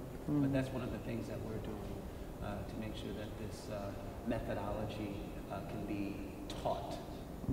And also, for me, it comes back to the critical role that organizations like those in this room plays in connecting the dots between those resources and the entrepreneurs who need these resources. When you think about what makes for a successful entrepreneur, if I've got a sister who is an attorney or a cousin who's an accountant, then that gives me a lot more ability to succeed. Well, that's disproportionately lacking among many of the populations that we serve, and so we are essentially the proxy for those connected, making those connections. And so that's, I think that we've got to recognize that's a critical role that we play. We have access to those curricula, to those ideas, to the expertise, and it's our job to bring it to where it's needed most. So I'm happy to hear about the Babson connection and the development of curriculum that's really tailored to community commerce. I would only add / plug that there are hundreds of curricula available for entrepreneurs right now. They're not all good. So understanding and discerning what's good from bad, I think, is the charge of the people in this room. And AEO, an organization that brought us here together, actually has quite a body of work taking a specific view as to what real trusted guidance should look like, could look like. And that's the kind, I think that's where we are with the conversation, not necessarily developing something brand new just because, but you know, Gene and I and others have seen, you know, we've seen our fair share of entrepreneur education. For me, not so much at the high school level, but certainly for adults. I mean, there's a ton out there already. So it's really tailoring what's out there to the specific needs of entrepreneurs of color, entrepreneurs that are underserved, understanding what the unique barriers are to entry, why wealth is an issue, Jessica, and how to get around some of those unique situations is what we need to focus on, and not necessarily just building something from scratch. And I think to acknowledge when it was here, it's not one size fits all. right? So recognizing that you can teach someone, but the best way to do it is actually experience it. Yes. Yeah. Two more questions. 2 more questions. We got hundreds online, but we're going to take a couple more in the house. Here we have Mr. Howard James with a comment and a question. Greetings. My problem is that when I leave these AEO conferences and I go home, my wife says, well, here you go again with another project, because I get re-energized every single time. But I just wanted to make a comment about somebody, you were talking about collaboration. Their organization, there are black professional organizations like Black Data Processing Associates, the National Association of Black Accountants, the National Association of Black Journalists, National Society of Black Engineers, and a whole host of others, the lawyers, the doctors, everybody has a group. We've collaborated in Philadelphia. I was president of Black Data Processing Associates, and at the same time I was assistant vice president at the Federal Reserve Bank of Philadelphia in charge of information technology. And we were trying to collaborate with some of the organizations to help professionals in all of these realms get into businesses in their space. And the whole issue came back to the money and getting the expertise. Well, that's one. I don't want to take up too much time. I just wanted to put that out there. But there's also, someone mentioned the black fraternities. Well, there's something called the Divine Nine. We affectionately call ourselves the Divine Nine, 5 fraternities and 4 sororities. In the black community, the fraternities and sororities don't stop in undergraduate school. They continue as alumni. And you might say, I have purple on. That's Omega Psi Phi colors, by the way. But anyway, what we do is we all of the Divine Nine, we collaborate significantly, particularly through an organization called the Panhellenic Council in Philadelphia, and to do community uplift. Every one of us, most of us have a 501c7 fraternal status, but we also have 501c3 foundations through which money is funneled. Right. I was just thinking, and this is my question part, might we consider starting something that includes all those organizations, a separate foundation, a Panhellenic foundation, whatever you want to call it, and funnel money through that to fund businesses in the black community. And lastly, we have an I Buy Black initiative going on in Philadelphia, where you buy a $10 card. And this is from the support side from a business standpoint. I have a business in Philadelphia as well. You buy a $10 card, that goes towards a pot where we focus on helping businesses. And if you buy that $10 card, each of the 200 or 300 businesses that are on that list will give you some sort of discount. So it helps you because you get the discount. After about 2 visits to an African-American business, you have your money back, and then the African-American businesses are benefiting. So it's a win-win. So I just wanted to throw some of that on the table. I got a lot more to say, but I don't have the time. So I'd like to just put that to you, particularly for creating some sort of universal foundation where we can fund African-American businesses as a collaborative effort. Thank you. So Susan will find you afterwards. Yeah, no, and it's a dream. Talking about going big, that's the dream. That's the dream. I think our last question is coming from Keno. Hi, my name is Keno Smith. I just had a quick question about building communities. I spent most of my life doing in finance and development, construction, and stuff like that. And like many other African Americans that have studied our history of like Tulsa, Oklahoma, Durham, North Carolina, Black Bottom here, and being inspired by that, you know, one of my goals and, you know, the work I'm doing now is to build fluent, inclusive black communities that model a livable model of a successful black community. So my question to you guys is, do you know of any projects that are going on like that nationally, that blacks are building these black communities, or are you working on any of those projects now? Because this is really nice to have this type of environment, but it'd be nice to have a neighborhood like that with a barbecue pit out and enjoying each other. So yeah. You know, there's a gentleman, and I'm looking towards Edward Jones from our organization, who is a researcher that's pulling together data around Black communities around the country. And I think it may be a conversation to have. I actually do know a couple of individuals that have gone back from Chicago to the South actually to reclaim their family's land and think about how to organize community, not just for their family, but for other families.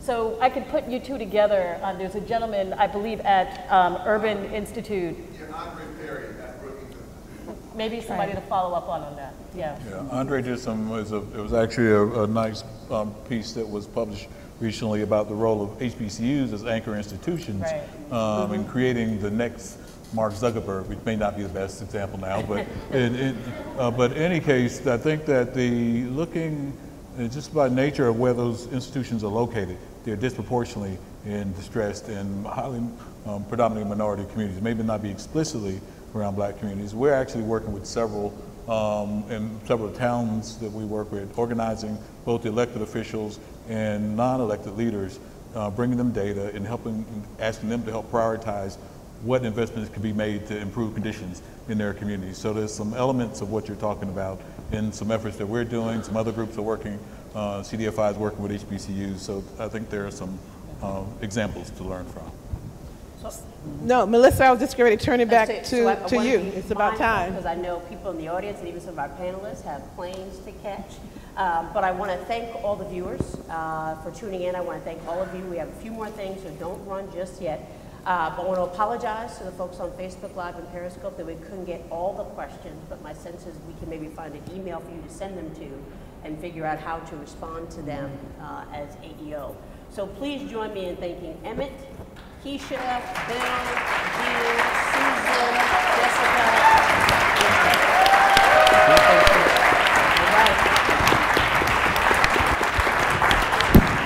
I'm sitting here loving your dress. I'm sitting next to you. So we're going to ask you all to turn in your mics. So the last two folks, yes, please. Thank you. Thank you. So thank you for still being here. I want to ask Daniel De La Gente, who is the board chair of AEO, to join us. And of course, our conference chair, Bina Elliott from Fifth Third. I hope that you in the room and those online have found this inspiring. When I was talking to Emmett before he came on, he had like the 4 C's of content, commerce, community, and conservation. But now we have community, commerce, capital, change, collective, and conquer. And so I hope that everyone will go back. The whole point of this, many people have come up, starting with Patricia Harris, who's been here since the beginning, saying, what an amazing conference. And I have to say, having been to others, this is clearly the most diverse. I would say the most energized, and I hate to say it, but probably the most committed. But what I want to remind before we turn it over is that the commitment just began. I think between Ted's comments and Emmett's comments that this is the beginning of something really big. And if we blow this, then shame on us. This is not about a moral imperative to help those that have been the most oppressed, but an economic imperative as we have this demographic shift. So I thank you in advance for all the big ideas that you are going to implement before we see you again. And I want to turn it over to Dan and Bina. Thank you. Thank you. Thank you. So all I can say is, wow. I am just in awe. My first AEO conference was 19 years ago. Wow. And I have to say genuinely that I will get on the plane this afternoon filled with more inspiration and more ideas than ever before to really go big and go bold. So on behalf of the board of directors, I want to thank all of you guys for coming and your participation and your ideas and your energies. As Melissa said, we are just getting started. I also want to thank the AEO staff. Connie and your team, please stand up and take a bow. Bina. Well, you guys, I'm from Detroit, and I am so thrilled that you guys came to my hometown to have this conference. And so as I was listening to the last panelist, I just got full of energy and excitement around what we're going to do together. And I just want to remind you of what our charge was to think about as we came into this conference was to innovate, invest, and be inclusive. And I think about why Detroit is such a great place for you to all to have this conference this year is because if you think about it, that's exactly what our city was built on.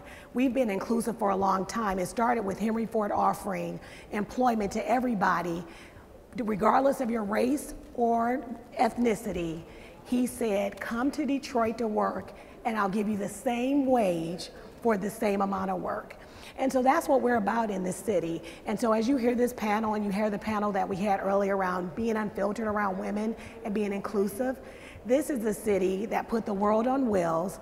And we're sitting in General Motors headquarters, which has the first woman that runs a global manufacturing organization in the country.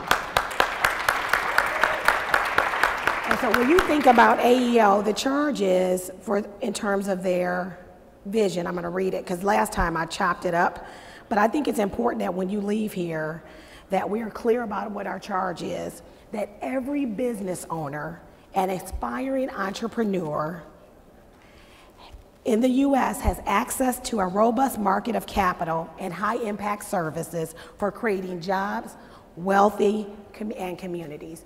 And so that's what you all are charged with. Wherever you're at and wherever you live at, I hope you're fired up and ready to go. And when you get back home, you take the ideas that have been shared and you make a difference in all of our communities. We have a lot of great information that we can apply and a lot of great partnerships. So let's go home, have a great time, have a great weekend, and thank you for visiting Detroit. Thank you.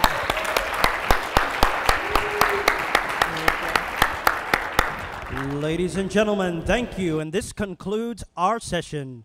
Go safely, and we'll see you next time at our national conference. Get it. No, we're not going to do it because it's too awkward with this.